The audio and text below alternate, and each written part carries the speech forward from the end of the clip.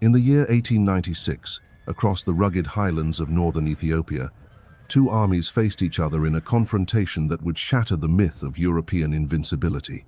On one side stood the forces of Italy, armed with modern rifles, artillery, and the unshakable confidence of a colonial power that had carved up much of Africa.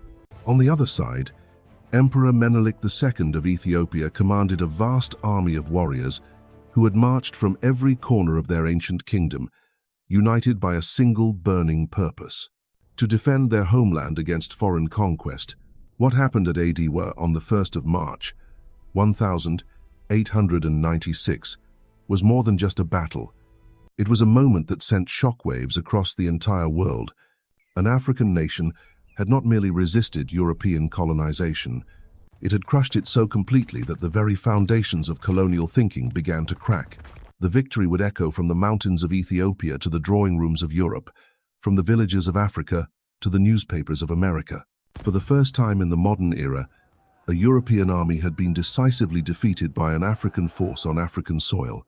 But to understand the magnitude of what happened at Adwa, we must first journey back to the world of the 1890 seconds. This was the height of what historians call the scramble for Africa. European powers had divided an entire continent among themselves, drawing lines on maps in Berlin conference rooms, carving up kingdoms and cultures as if they were slicing a cake. France had claimed vast swaths of West Africa. Britain controlled Egypt and was pushing south toward Cape Town. Germany had seized territories in East and Southwest Africa. Belgium's King Leopold had turned the Congo into his personal domain of horror. By 1896, nearly 90% of Africa had fallen under European control. The machine guns and modern rifles of the colonial powers had proven devastatingly effective against traditional African weapons. The Maxim gun, as one British poet grimly noted, gave Europeans a decisive advantage. Resistance movements had been crushed from Algeria to Zimbabwe. The great Zulu kingdom had fallen to British bullets. The Ashanti Empire had been subdued. The powerful Sokoto Caliphate was being dismantled piece by piece. Yet in the highlands of Ethiopia, something different was stirring. Here was a Christian kingdom that had existed for over 1,000 years, tracing its lineage back to the legendary Queen of Sheba and King Solomon. Here was an empire that had never been conquered, never been colonized, never bent the knee to foreign masters. The Ethiopians called their land the Land of Burnt Faces, a place where ancient traditions and fierce independence had been forged in the crucible of mountain warfare and desert survival. At the heart of this resistance stood Menelik II, a man whose very name would become synonymous with African defiance. Born Saleh Mariam in the kingdom of Shewa, he had risen to power through a combination of political cunning, military brilliance, and an unshakable belief in Ethiopian independence. When he claimed the imperial throne in 1889, he inherited not just a crown, but a sacred trust to protect his people from the colonial tide that was washing over the continent. The stage for conflict had been set years earlier, when Italian ambitions in East Africa began to clash with Ethiopian sovereignty. Italy, the youngest of the major European powers, was desperate to claim its place in the colonial Sunday. Having been humiliated in previous attempts at expansion, Italian leaders saw the Horn of Africa as their chance to build an empire that would rival those of Britain and France. The Italians had established a foothold in Eritrea, on Ethiopia's northern coast. From there, they began to probe inland, testing Ethiopian defenses, making treaties with local rulers, and gradually extending their influence deeper into the highlands. The Treaty of Wuchale, signed in 1889, was supposed to establish friendship between Italy and Ethiopia. But there was a problem. The Italian version of the treaty claimed that Ethiopia had agreed to become an Italian protectorate, while the Amharic version made no such concession. When Menelik discovered this deception, his response was swift and uncompromising. He denounced the treaty, declared Ethiopia's complete independence, and began preparing for the war he knew would come. This was not just a dispute over diplomatic language. It was a fundamental clash between two entirely different visions of Africa's future. The Italians saw Ethiopia as another piece of territory to be absorbed into their growing empire. Menelik saw it as the last bastion of African independence, a sacred trust that must be defended at all costs. The Italian commander, General Oreste Baratieri, was a veteran of colonial warfare who had earned his reputation crushing resistance movements across Africa. He commanded a force of approximately 20,000 men, including Italian regulars, Eritrean askaris, and various colonial troops. They were armed with modern Mauser rifles, artillery pieces, and the latest military technology that European industry could provide. Most importantly, they carried with them the absolute confidence that had carried European forces to victory across the continent. But Baratieri and his officers had made a fatal miscalculation. They had assumed that Ethiopian resistance would follow the same pattern as other African conflicts. A few quick victories, the capture of key strongholds, and the native forces would scatter before superior firepower and discipline. They had not reckoned with the unique nature of Ethiopian society, the strategic genius of Menelik II, or the determination of a people who had never known foreign rule. As tensions escalated through 1895, both sides began mobilizing for what would become one of the most significant military confrontations in African history. The Italians pushed deeper into Ethiopian territory, capturing the ancient city of Aksum and establishing forward positions in the northern highlands. Each advance was met with fierce resistance from Ethiopian forces, who used their intimate knowledge of the terrain to harass Italian supply lines and wear down their advancing columns. Menelik's response was methodical and brilliant. Rather than rushing to meet the Italian advance, he began assembling the largest army Ethiopia had ever fielded. From every province of the empire, warriors answered the call. The Shiwan cavalry rode north with their curved swords and ancient pride. The Tigrayan highlanders brought their knowledge of mountain warfare. From Gojam came fierce fighters who had never known defeat. Even the distant provinces of the south sent contingents to join what was being called a holy war for Ethiopian independence. This was not simply a feudal levy or a hastily assembled militia. Menelik had spent years modernizing his military, importing weapons from European dealers, training his officers in modern tactics, and building the infrastructure needed to supply a massive army in the field. Ethiopian merchants had traveled to Russia, France, and Italy itself, purchasing rifles, ammunition, and artillery pieces.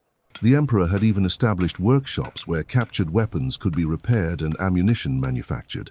By early 1896, nearly 100,000 Ethiopian warriors had assembled in the highlands around the town of Adwa. They represented every region, every ethnic group, every religious tradition within the Ethiopian Empire. Orthodox Christians fought alongside Muslims. Highland Amhara stood shoulder to shoulder with lowland Oromo. Ancient tribal enemies had set aside their differences to face the common threat of foreign conquest. The army that gathered at Adwa was unlike anything the Italians had ever faced. This was not a collection of tribal warriors armed with spears and shields.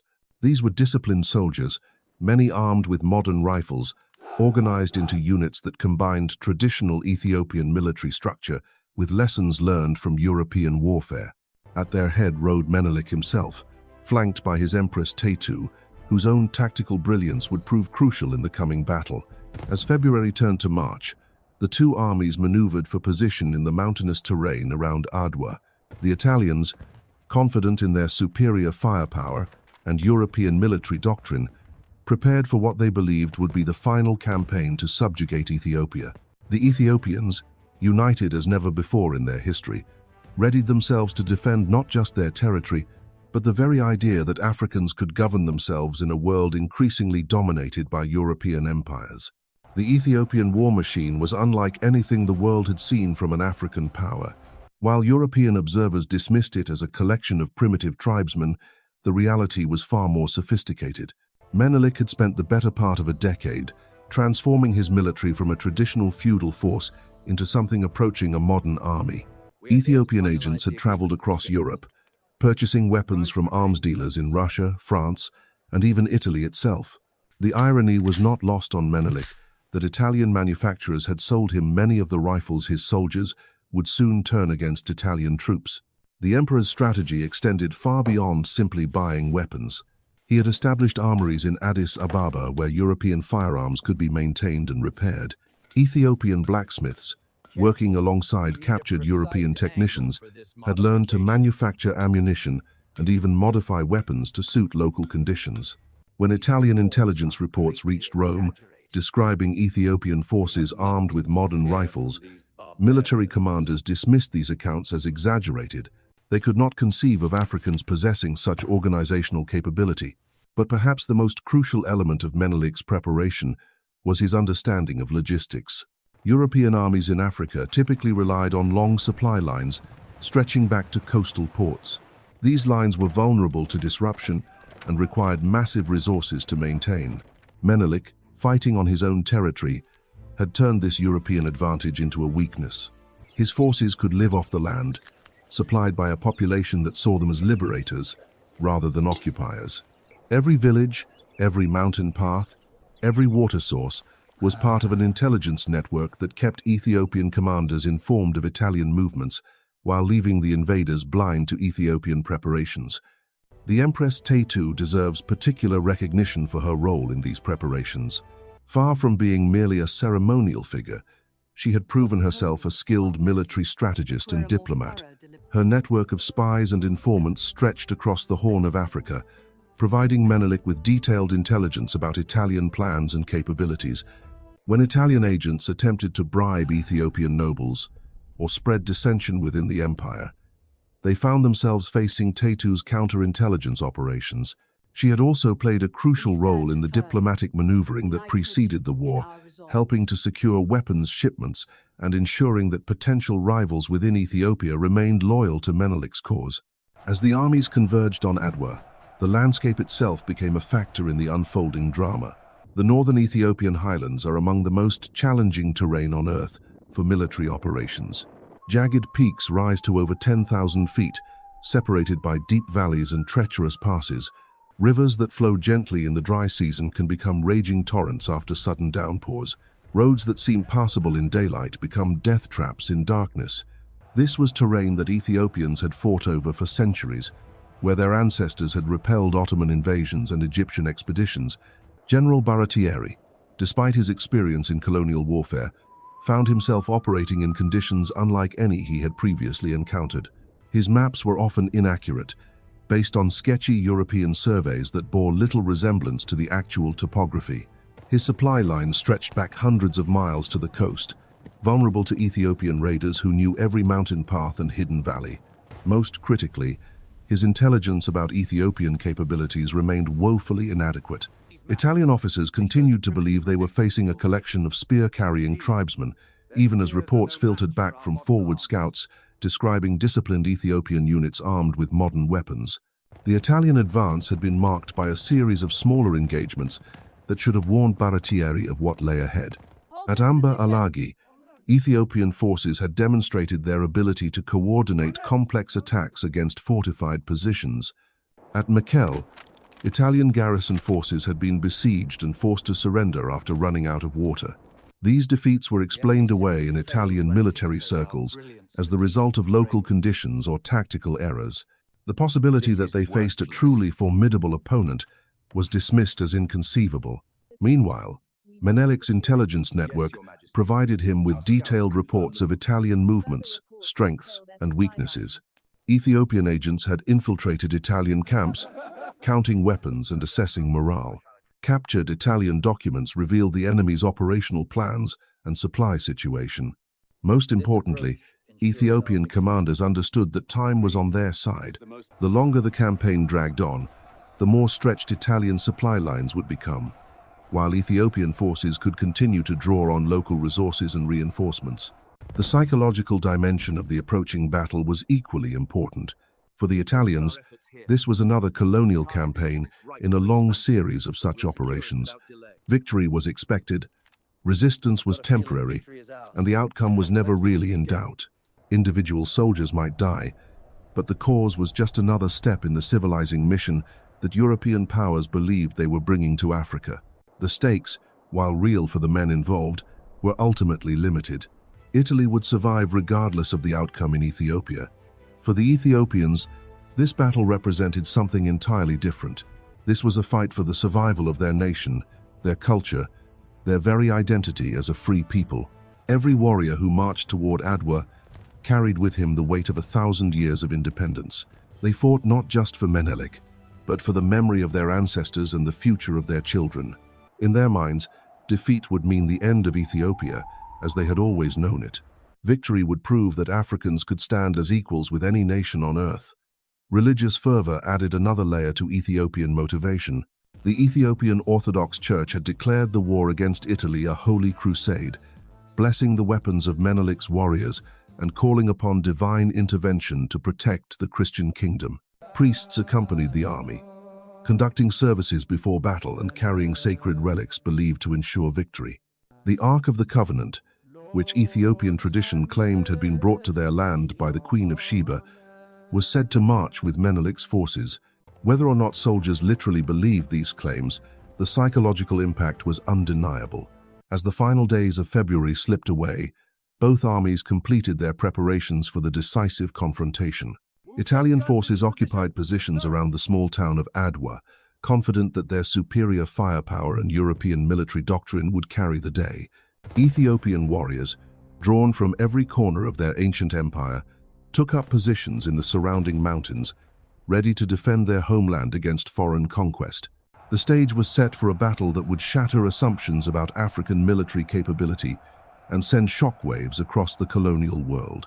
The dawn of the 1st of March, 1896, broke crisp and clear over the Ethiopian highlands. Mist clung to the valleys below Adwa as the first rays of sunlight caught the glint of rifle barrels and the flutter of battle standards. The air carried the sound of drums echoing between the mountains, the rhythm of Ethiopian war chants mixing with the sharper notes of Italian bugles. After months of maneuvering, skirmishing, and preparation, the moment of decision had finally arrived. General Baratieri had positioned his forces on what he believed was advantageous ground. His plan was typically European in its conception, relying on disciplined volleys, coordinated artillery fire, and the shock value of a determined advance. The Italian commander divided his army into 3 main columns, each tasked with seizing key positions around Adwa before converging on the town itself. On paper, it was a sound strategy that had worked countless times across Africa. In practice, it was about to encounter the harsh reality of fighting an enemy that refused to follow European expectations. The first column, under General Albertone, was assigned to capture the mountain of Kidan Meret. The second, led by General Dabromida, would take the heights of Bela. The third, commanded by General Arimondi, was to secure the center and coordinate the final assault. Each column numbered several thousand men, armed with modern rifles and supported by artillery pieces that had proven devastatingly effective against traditional African forces. What the Italian commanders failed to appreciate was that they were advancing into a carefully prepared trap. Menelik had not simply assembled a large army at Adwa. He had created a sophisticated defensive system that used the mountainous terrain to maximum advantage.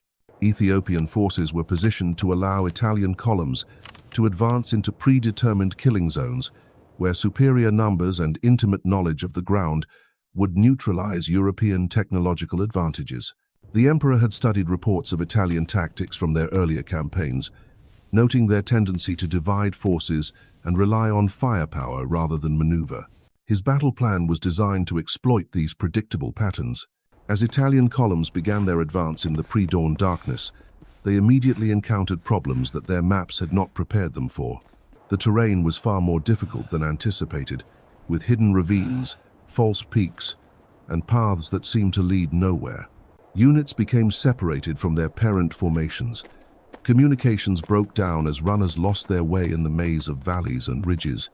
By the time the sun rose fully, what should have been coordinated attacks had devolved into isolated advances by confused and increasingly desperate formations. The Ethiopian response was swift and devastating. From positions carefully chosen over weeks of preparation, Menelik's warriors opened fire on the scattered Italian columns. These were not the wild, undisciplined volleys that European officers expected from African fighters. These were controlled, accurate bursts of fire from soldiers who had been trained in modern military techniques and were fighting for their homeland. The sound of rifle fire echoed and re-echoed between the mountains, creating a deafening cacophony that shattered Italian confidence along with their battle formations. General Albertone's column, advancing toward Kidan Meret in the early morning darkness, walked directly into the heaviest concentration of Ethiopian forces. Led by Rasa Lula, one of Ethiopia's most experienced military commanders. These warriors had spent the night moving into position along the slopes above the Italian line of advance. When the attack came, it was not the frontal assault that European military doctrine anticipated. Instead, Ethiopian forces struck from multiple directions simultaneously, using the broken terrain to approach within close range before opening fire. The Italian soldiers, many of them colonial recruits from Eritrea fighting alongside Italian regulars, found themselves facing an enemy unlike any they had encountered before. These Ethiopian warriors moved with the confidence of men fighting on familiar ground. They used cover effectively, coordinated their attacks with precision, and displayed a level of military discipline that shattered every assumption about African military capability. Within minutes, Albertone's column was in full retreat, leaving behind their wounded, their supplies, and much of their equipment. Meanwhile, General Dabomida's force was discovering that the heights of Belar were already occupied by Ethiopian defenders who had no intention of giving ground. Led by Ras Mikhail, these fighters had transformed the mountain into a fortress, using natural rock formations as breastworks and establishing overlapping fields of fire that turned any approach into a deadly gauntlet. Italian attempts to storm the position met with withering volleys that cut down entire companies. The promised artillery support proved largely ineffective against defenders who knew exactly when to take cover and when to return fire. At the center of the developing disaster, General Aramondi's forces found themselves caught between the retreat of their flanking columns and the advance of fresh Ethiopian units that seemed to appear from every direction. What had begun as a coordinated assault was rapidly becoming a desperate fight for survival. Italian officers, trained in European military academies and experienced in colonial warfare, discovered that none of their previous experience had prepared them for this moment. They were fighting an enemy that combined modern weapons with traditional tactics, European military technology with African knowledge of terrain and climate. The battle reached its climax as Emperor Menelik himself led a massive charge against the crumbling Italian center. Mounted on his war horse and flanked by his imperial guard, the emperor presented a figure that seemed to embody the spirit of Ethiopian resistance. Behind him came wave after wave of warriors, their battle cries echoing across the battlefield as they surged forward with irresistible momentum. This was not the disorganized rush of primitive tribesmen that Italian military manuals had described. This was a coordinated assault by disciplined soldiers fighting for their freedom. The psychological impact on Italian forces was immediate and catastrophic. Soldiers who had been confident of victory just hours earlier now found themselves facing the very real possibility of annihilation. The retreat began as individual soldiers abandoned their positions. Within minutes, it had become a rout as entire units broke and fled toward the rear. Officers who tried to rally their men found themselves abandoned as panic spread through the ranks like wildfire. General Baratieri, watching his carefully planned offensive collapse from his command position, made the agonizing decision to order a general retreat.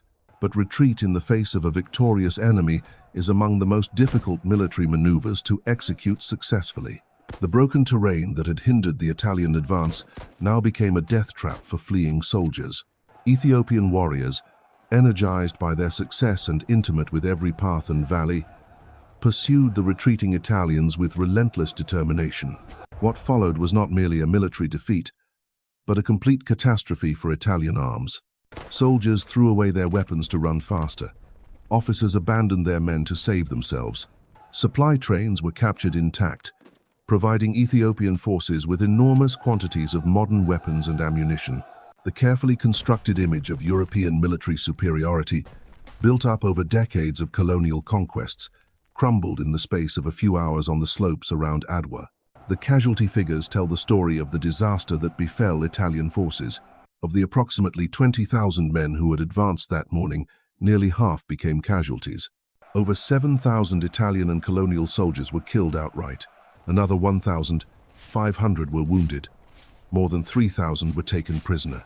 Among the dead were General Aramondi and hundreds of Italian officers who had paid with their lives for their underestimation of Ethiopian military capability. In contrast, Ethiopian losses, while significant, were far lighter. Menelik's forces had achieved what military historians would later recognize as one of the most complete victories in the annals of warfare. But the significance of Adwa extended far beyond the immediate military outcome. News of the Ethiopian victory spread across Africa with unprecedented speed, carried by traders, pilgrims, and refugees from the colonial wars that were ravaging the continent. In villages from Senegal to Zimbabwe, Africans learned that European armies could be defeated, that the weapons and tactics of the colonial powers were not invincible, that resistance was possible. The psychological impact of this revelation cannot be overstated in a continent where European dominance had seemed absolute and permanent. The victory at Adwa transformed Ethiopia from a regional kingdom into a global symbol of resistance against colonial oppression. Emperor Menelik II had achieved what no other African leader had managed in the age of European expansion. He had not merely repelled an invasion, he had shattered the myth that European military superiority was inevitable and absolute. The rifles captured at Adwa, the prisoners marched through Addis Ababa, the Italian officers forced to acknowledge Ethiopian sovereignty, all served as proof that the colonial powers could be beaten by determined African resistance. In the years that followed, pilgrims from across Africa would journey to Ethiopia to witness the land that had never been conquered. Writers and intellectuals from the African diaspora would look to Menelik's victory as evidence that their ancestors were capable of greatness. The green, yellow, and red flag of Ethiopia would become a symbol of African independence, inspiring liberation movements from Ghana to Kenya. Even today, more than a century later, the Battle of Adwa stands as a testament to the power of unity, preparation, and unwavering determination in the face of overwhelming odds. The mountains around that small town in northern Ethiopia had witnessed more than a military engagement. They had seen the birth of modern African nationalism and the first crack in the colonial edifice that would eventually bring freedom to an entire continent.